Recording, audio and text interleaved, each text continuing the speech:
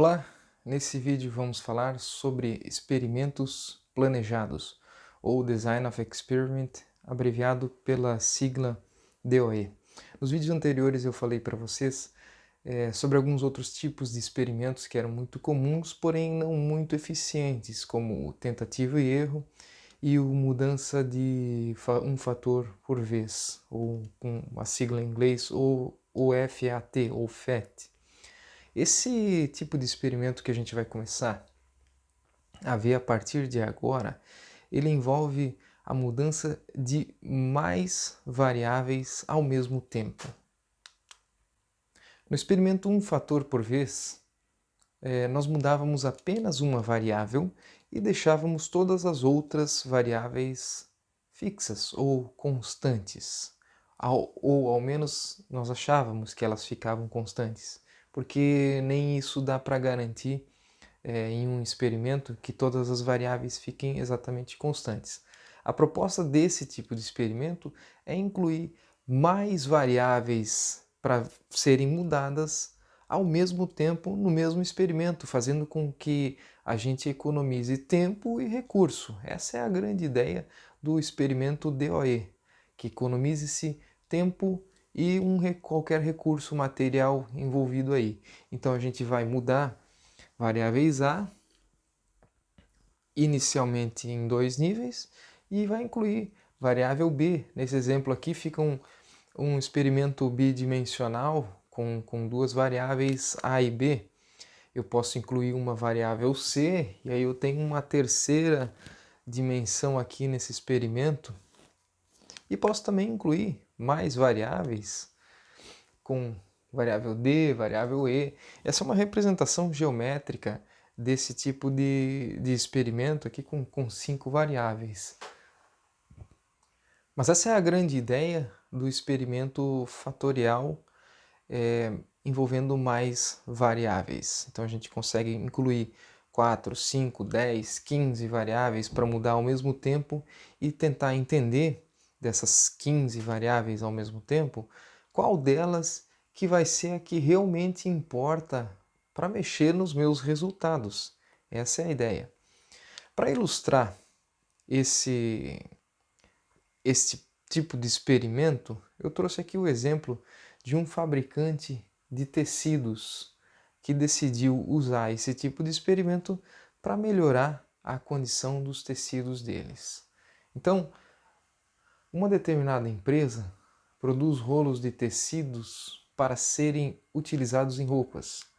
Essa empresa vem recebendo recentemente algumas reclamações de clientes seus com relação a inconsistências em relação à resistência de seus tecidos.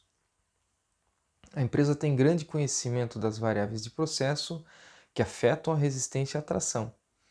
Eles acreditam que duas variáveis terão maior impacto na variável resposta em questão. As variáveis são o tamanho das fibras de algodão, que eu vou representar pela letra F, e a quantidade de soda no alvejamento. Então veja que a variável resposta mensurável deles e que já tem um sistema de medição validado é a resistência à tração. Então as duas variáveis F e S vão ser testadas num mesmo experimento para verificar como que elas afetam a resistência à tração ali na frente. Uma das primeiras etapas para preparar a execução do experimento é fazer várias perguntas. Veja só a importância do trabalho prévio a ser feito antes de qualquer experimento. Então há uma preocupação ou há todo um cuidado antes de se trabalhar com qualquer experimento. Você não pode simplesmente chegar a uma indústria, um processo e executar um experimento. Tem todo um trabalho prévio que é ilustrado por essas perguntas aqui. Como a resistência à tração será medida em alusão ao sistema de medição? Quanto de melhoria na resistência à tração é necessária aqui em relação à meta? Existem outras características de produto que são de interesse dos consumidores, por exemplo, cor, e aqui a gente está preocupado em se alguma outra coisa vai afetar o que os consumidores precisam. Qual a resistência à tração atualmente atingível, ou o desempenho do processo atual? Quanto que ele varia? É consistente? É estável? Que tipos de parâmetros de ruído podem afetar a variável resposta? Existem mesmo apenas duas variáveis independentes importantes em referência ao F e o S que ele quer testar. Como elas foram identificadas? Existe pesquisa anterior feita sobre essa situação? Como lidar com outras variáveis durante o experimento? Quando a resistência à tração deve ser medida? Quais os níveis apropriados para testar as variáveis? Os níveis estão distantes o suficiente, próximos? Qual é o custo do experimento? Qual é o potencial retorno sobre o investimento? Os gestores estão apoiando? E por aí vai. Veja a importância das perguntas feitas antes de você executar um experimento desse tipo. Isso aqui é ilustrado, ou essas perguntas são capturadas ou registradas sempre no mapa de raciocínio, que também faz parte do trabalho prévio e também vai acompanhar toda a série de experimentação. Este é o mapa de raciocínio. Nesse exemplo, nós vamos começar a falar sobre estratégias de ruídos que vão ser utilizadas em experimentos. Porque, como dizia Deming, se você não cuidar dos ruídos ou não tratar adequadamente os ruídos em um experimento, 80% dos experimentos não vão se repetir. Então, vamos começar a falar sobre estratégias de ruído com a estratégia de randomização, que ela é uma prática para diluição em ruídos de experimento. Acho que essa é a palavra que traduz bem a randomização. Ela pode reduzir o efeito das variáveis não testadas também, né, que são os ruídos, e principalmente os ruídos que a gente não conhece, né? Ela é criada através do uso de um gerador de números aleatórios, tabela, etc. Só que os métodos de randomização e tal, a gente não vai abordar aqui, porque faz parte de um outro contexto e não nos interessa muito como que a randomização é feita.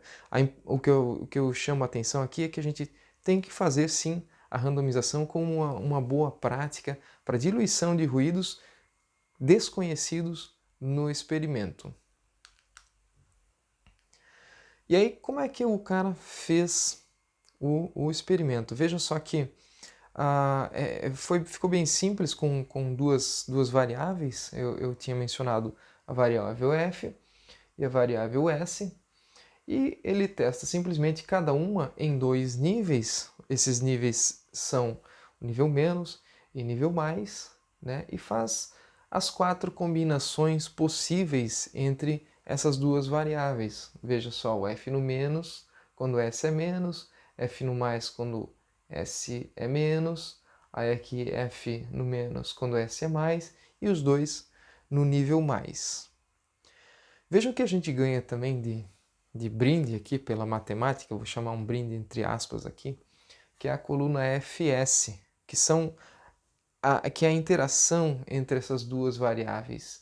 E ela é obtida simplesmente pela multiplicação das duas colunas. Menos com menos dá mais com menos dá menos com mais dá menos, e a última com ele todo em mais.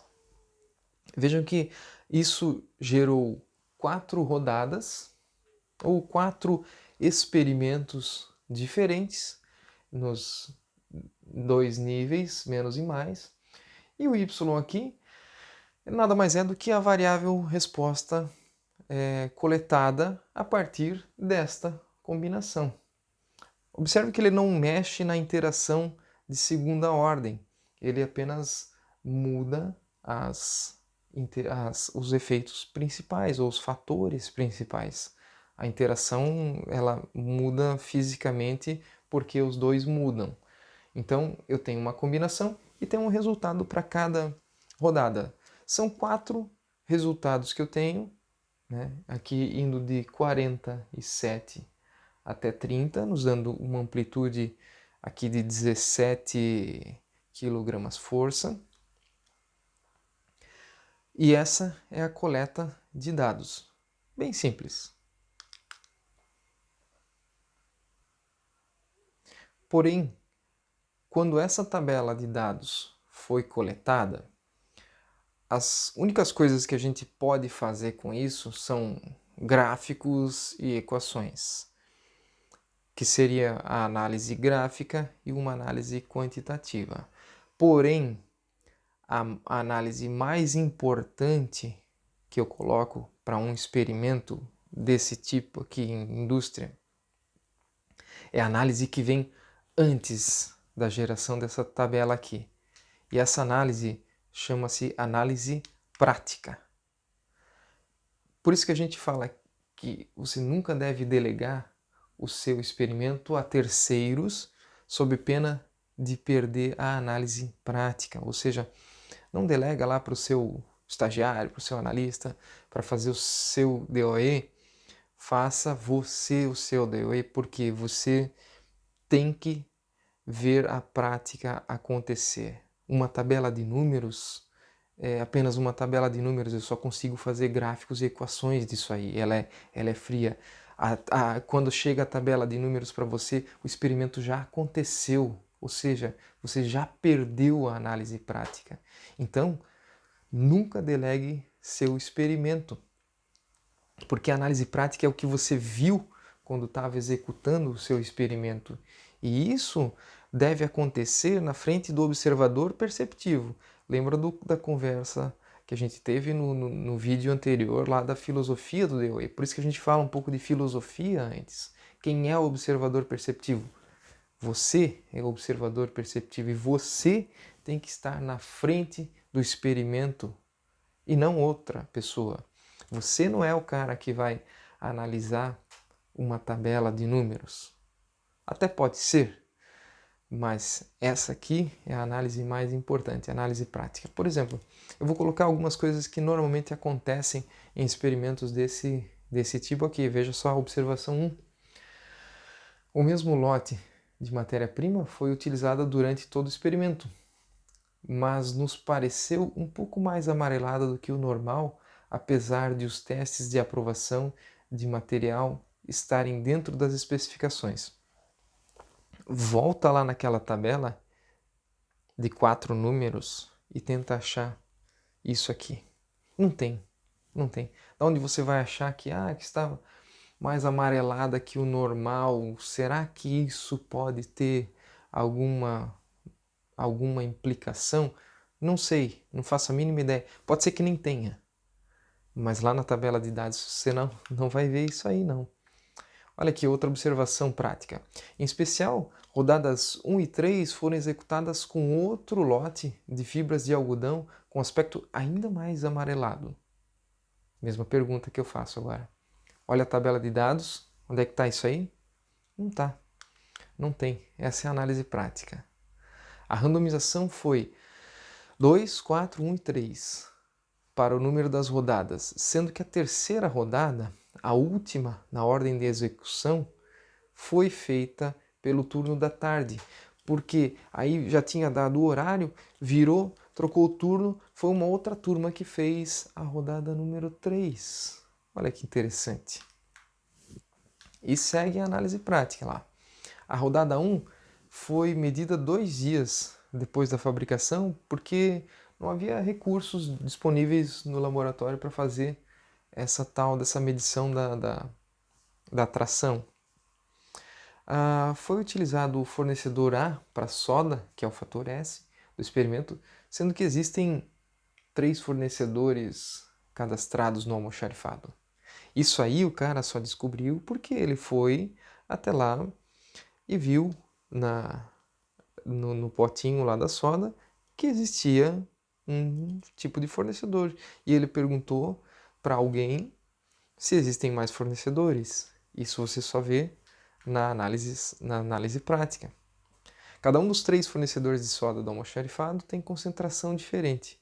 Requer cálculos diferentes para se obter a mesma concentração. Existe aí uma possibilidade grande de erro operacional. e os técnicos de processo dizem já ter usado mais de 5 fornecedores para esse material. Será que não tem mais desses outros fornecedores ali no almoxarifado? Lá naquela prateleira escondida? Ou um que sobrou? Será que não tem? Bom, isso aí a gente viu só porque fez a análise prática. O alvejamento, que é um processo intermediário feito na autoclave 1, segundo engenharia de processos, a autoclave 2 tem mais estabilidade, apesar de ter retornado da manutenção preventiva. Ou seja, uma observação sobre um processo intermediário feito pelo pessoal da engenharia de processos, sobre estabilidade. Vamos lá, mais. Uma oitava observação prática aqui. O COV de resistência à tração do tecido mostrou uma variação de 31 a 40 kg força.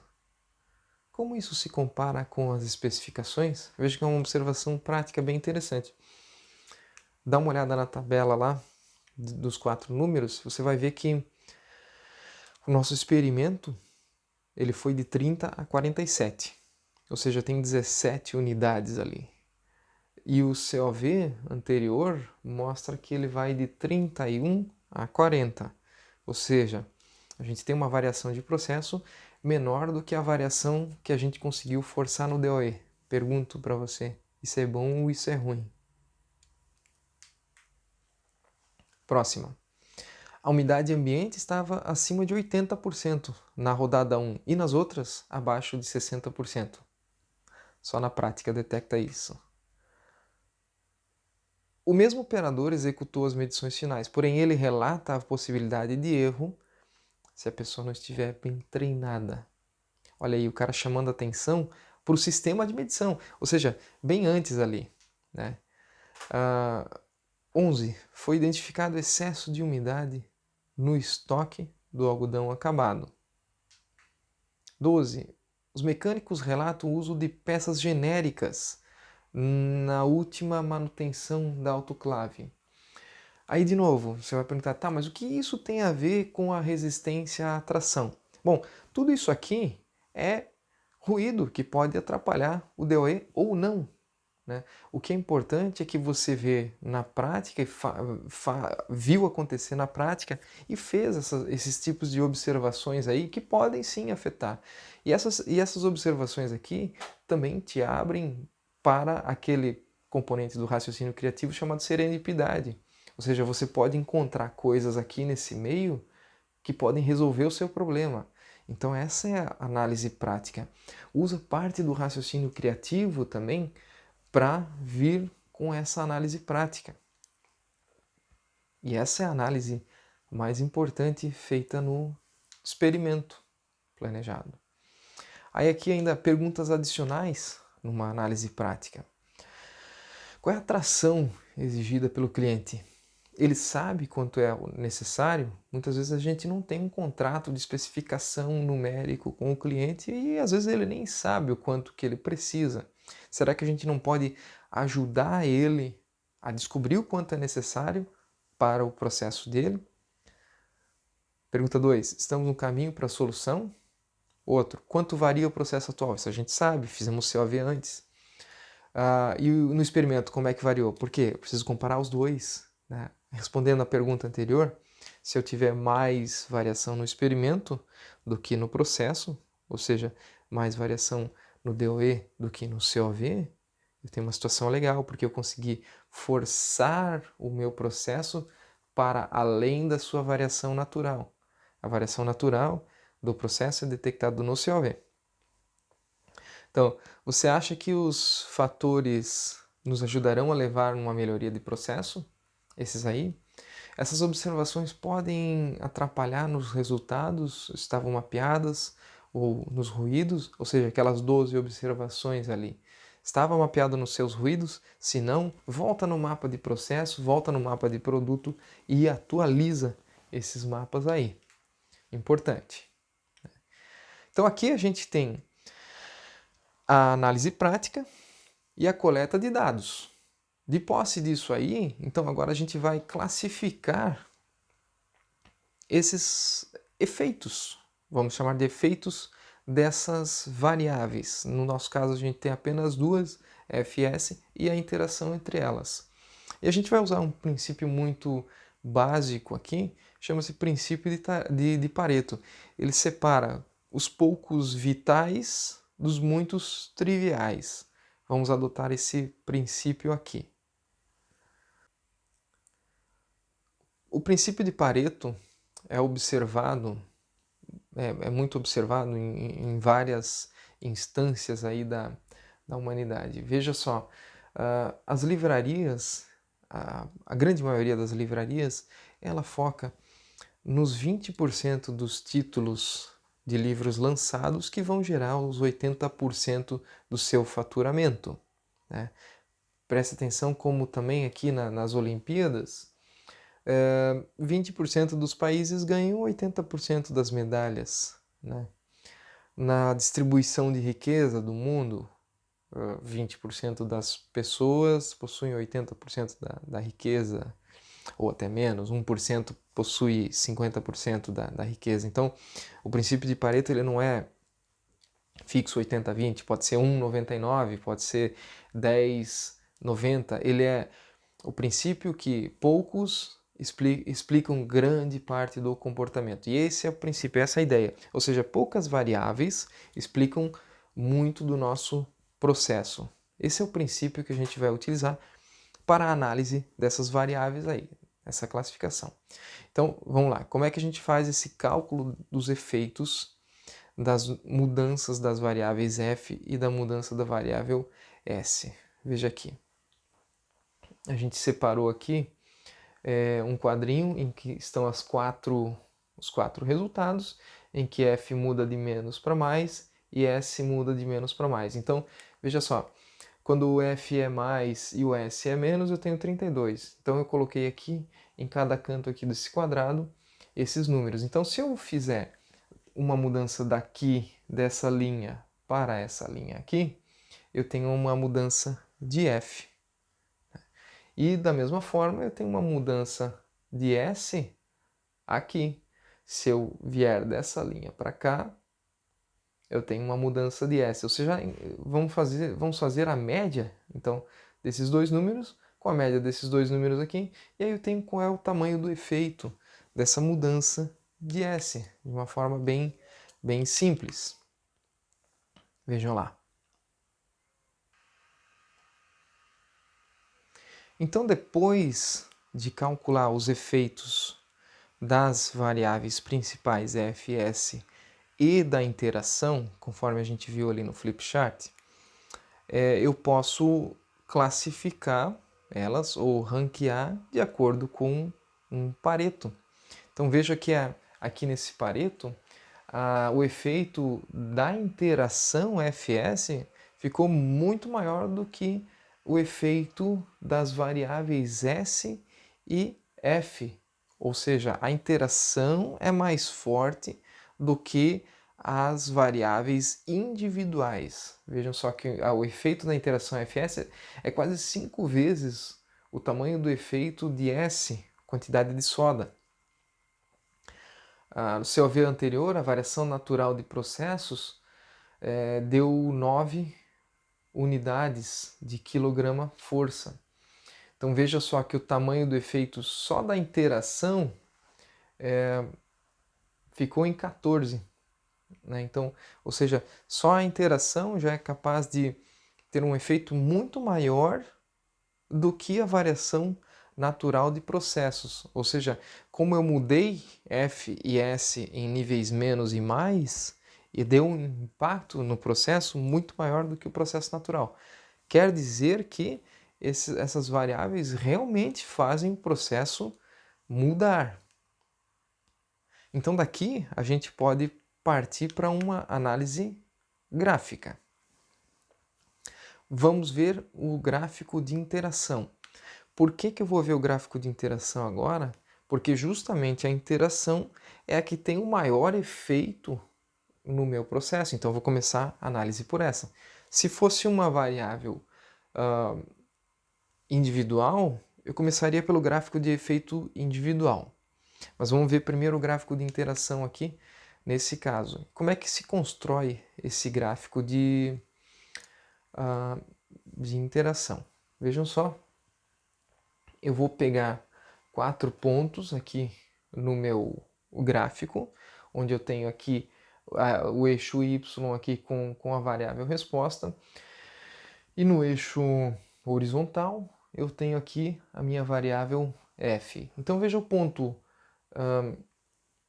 menos menos com 47 está aqui em cima. Então eu tenho f aqui em menos, que vai até aqui em cima, né? E a minha reta S menos, levando aqui até 47. Então esse é o primeiro ponto no meu gráfico. O segundo ponto, eu vou descer a reta S menos, que é esta reta vermelha, né, até o F mais. Então eu pergunto, qual é o número que está em F mais S menos, para acompanhar a linha aqui. Então F mais S menos é o número 32, vejam só, eu posiciono esse ponto aqui, está ali por 32 mais ou menos. Agora vamos desenhar a reta S mais. O ponto para S mais, o primeiro ponto aqui, né? Quando F é mais e S é mais, eu tenho o valor de 43, veja só, projetando aqui no gráfico, fica lá em 43. E o último ponto para este gráfico de interação é quando F é menos, porém S é mais. Vejam, a linha azul representa S mais. Vejam só, que número é esse? Número 30. Tá lá, é o ponto mais baixo do meu gráfico. Então, se eu quiser aumentar a tração do meu tecido, eu tenho que ir para esta condição superior aqui, né? E vejam, dependendo da especificação que eu tenho, eu posso até escolher aqui, se 43 for bom para mim, eu posso escolher esse ponto aqui, que é o F mais, S mais, né? Então eu posso botar ali aqui em 43. Ou se eu quiser ainda mais, eu posso ir para F menos, S menos. Aqui me dá uma certa liberdade até para escolher qual é a condição de menor custo. Então posso escolher reduzir custo aqui, mantendo a tração do tecido ou em 43 ou em 47. Se a minha especificação fosse, por exemplo, 35, ou se para o meu cliente 35 já está bom, cara, coloca na condição mais barata para você. Se F mais, S mais for mais barato, mantém lá. Ah, vai dar 43. Cara, tá acima da especificação, mantém lá. Ou se a especificação fosse 45, bom, aí nós não temos muita escolha, temos que ir para essa condição aqui de F menos, S menos. E esse foi o gráfico de interação. Vamos dar uma olhada aqui no gráfico de efeito individual. O que aconteceu aqui é que os dois aqui, tanto F quanto S, não vão ter uma inclinação tão grande porque o efeito deles é pequeno. Vocês observaram ali no Pareto. Então, ele não vai ter uma inclinação grande, né? Então, dá para ficar olhando esses gráficos aqui. Bom, com duas variáveis até dá para dar uma olhadinha, mas imagine num tipo de experimento em que eu vou ter 7, 8, 9 variáveis. A gente vai prestar atenção naqueles que são os grandes e os triviais deixa para lá. Então, não faz muita diferença a gente olhar esse tipo de gráfico aqui, porque o peso deles, o efeito deles individualmente não é muito grande. A gente já praticamente matou a charada com o gráfico de interação. Então esse foi o vídeo introdutório sobre experimentos planejados, em que a gente viu um exemplo extremamente simples com duas variáveis. E no próximo vídeo a gente vai começar a se aproximar um pouco mais da realidade, introduzindo aí mais variáveis e um pouquinho mais de complexidade para nos aproximar um pouco mais dessa realidade. Então vejo vocês no próximo vídeo. Até lá!